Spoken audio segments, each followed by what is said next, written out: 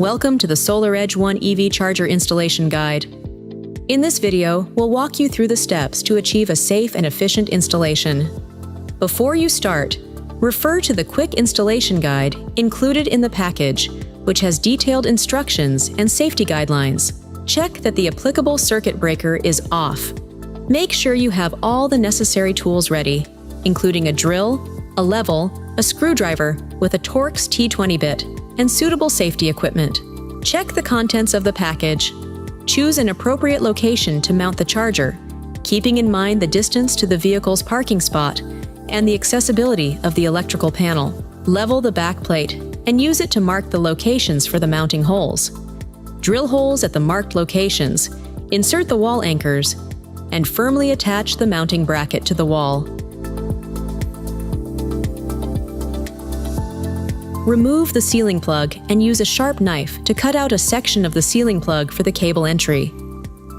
Reinsert the ceiling plug into its position, then snap the safety clamp onto the ceiling plug. After you strip 12 millimeters of insulation from the wires, attach ferrules and insert the cable through the ceiling plug. Install the wires at the terminals according to the local grid phase configuration. Use a screwdriver with a T20 bit to tighten the terminal block screws. Fix the cable in position with the cable clamp. Align the blue indicator and slide the charging unit.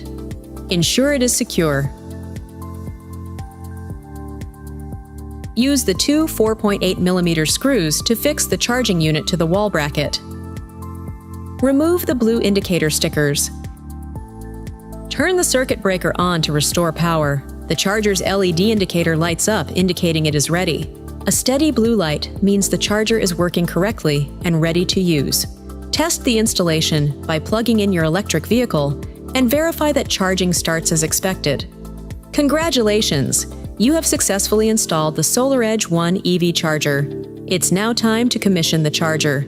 For additional assistance or questions, please refer to the support resources on our website.